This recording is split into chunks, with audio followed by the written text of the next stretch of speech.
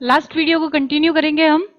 मिश्रण के घटकों के पृथक्करण की प्रक्रिया पढ़ रहे थे हमने वाष्पीकरण और की पृथक्करण पढ़ा था लास्ट वीडियो में, और आज हम पढ़ेंगे ऊर्ध्वपातन की प्रक्रिया और क्रोमेटोग्राफी तकनीक।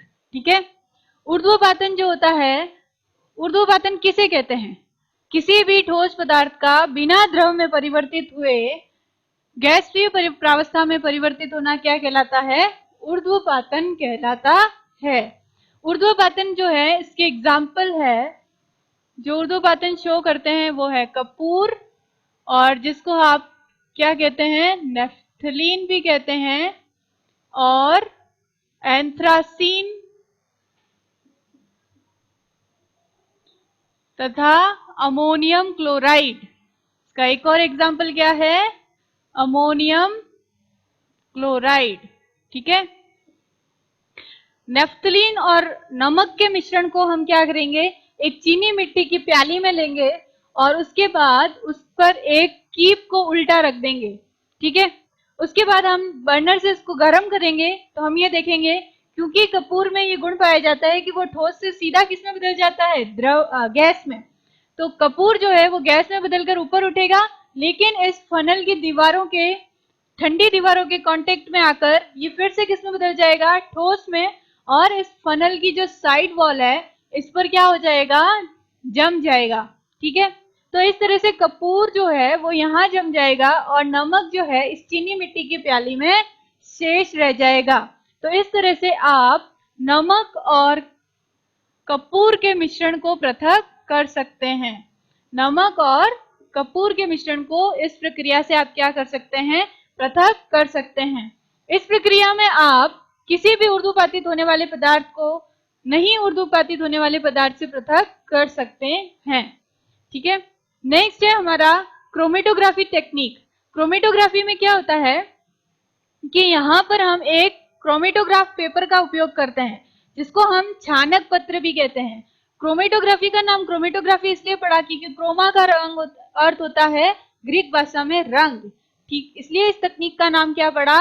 क्रोमेटोग्राफी।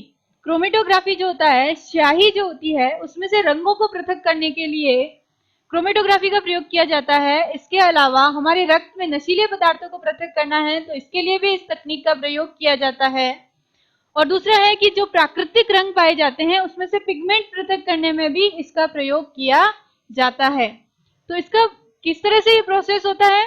सबसे पहले हम एक छानक पत्र लेंगे और इस छानक पत्र में बॉटम से 3 सेंटीमीटर की हाइट पर एक लाइन खींच लेंगे और उस लाइन के मिड में स्याही की एक बूंद लगा लेंगे हम और इसको सूखने देंगे।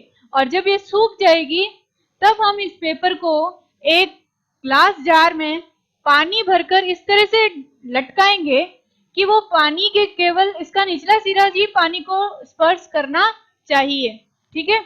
और इस तरह से जब लटकाएंगे तो हम ये देखेंगे कि जैसे जैसे पानी इस पेपर के कांटेक्ट में आकर ऊपर उठेगा तो जो डाई है वो, क्योंकि मैं कह रही हूँ कि उसमें 2 से ज्यादा रंग भी हो सकते हैं, तो सपोज कोई डाई है जिसमें रंग 1, रंग 2 और जल है। जल इसमें किसका काम करता है? विलायक का। यानी कि जल एक विलायक है जिसमें रंग घुले हुए हैं, तो रंग इसमें क्या है? विलेय पदार्थ है। तो जो विलेय, इस टेक्निक में उन्हीं विलेय पदार्थों को पृथक करने के लिए यूज किया जाता है जो समान विलायक में घुले होते हैं।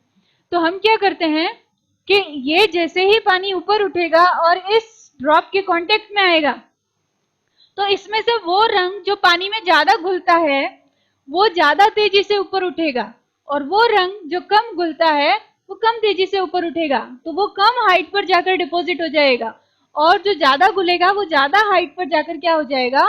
जम जाएगा। तो यहाँ पर रंग 1 ऊपर सेपरेट डिपॉजिट हो गया और रंग 2 नीचे डिपॉजिट हो गया। क्योंकि ये अलग अलग जगह पर इस पेपर पर डिपॉजिट हो गए तो अब हम इस पेपर को निकाल कर यहाँ से कट कर लेंगे और फिर इस पेपर को हम अलग अलग जो विलायक है उसमें डिप करेंगे। तो ये वापस से, क्योंकि रंग जो होता है वो पानी में घुलता है, तो इस बीकर में हमने पानी लिया और ये रंग 1 जो है वो इस बीकर में क्या हो जाएगा? सॉल्यूबल हो जाएगा। और इस पेपर को हम लेंगे और इसी तरह से इसमें डिप करके इसको उपयुक्त विलायक में क्या करके घोल लेंगे और रंग 2 को अलग कर लेंगे। किससे? रंग 1 से। तो इस तरह से हम स्याही के जो अलग अलग रंग हैं उनको हम पृथक कर सकते हैं। ठीक है, नेक्स्ट जो विधि है हमारी मिश्रण के घटकों के पृथक्करण की, उसको कहते हैं आसवन विधि। आसवन विधि जो होती है, आसवन में क्या होता है, इसमें हम मिश्रण में जो विलयशील पदार्थ होते हैं उनको पृथक करने में यूज में लिया जाता है। अब होता क्या है कि आसवन जो होता है, सपोज कि दो आपस में घुले हुए पदार्थ हैं, जैसे कि हमने एसीटोन और जल ले लिया। ठीक है, तो अगर हम एसीटोन और जल का मिश्रण लें जो कि आपस में एक दूसरे में क्या करते हैं, घुल जाते हैं, तो ये एसीटोन और जल जो है, एसीटोन जो होता है उसका जो क्वथनांक यानी कि बॉइलिंग पॉइंट होता है वो 56 डिग्री सेल्सियस होता है, जबकि जल का बॉइलिंग पॉइंट 100 डिग्री सेल्सियस होता है। तो यहाँ पर आसवन विधि उन विलेय पदार्थों को पृथक करने में की जाती है जिनमें क्वथनांक का अंतर ज्यादा होता है, और अगर ये क्वथनांक का अंतर 25 केल्विन से कम है तो हम आसवन का यूज नहीं करके प्रभाजी आसवन विधि का प्रयोग करते हैं। आसवन विधि में आपको सबसे पहले क्या करते हैं, एक आसवन फ्लास्क लेते हैं।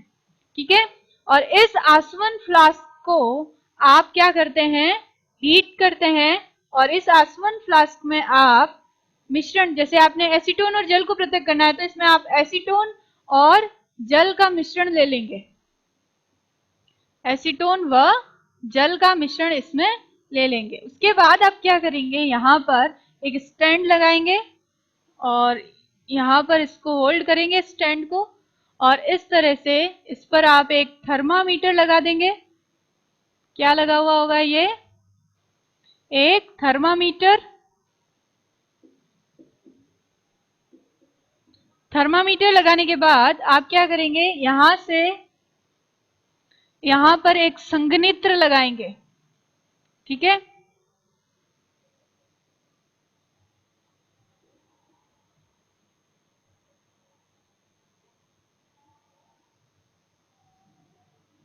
अब होता क्या है, ये जो संघनित्र होता है, संघनित्र का मतलब नाम से पता चल रहा होगा, संघनित्र का मतलब होता है संघनन की प्रक्रिया जहां पर होगी। यहां पर आप एक साइड से जल डालेंगे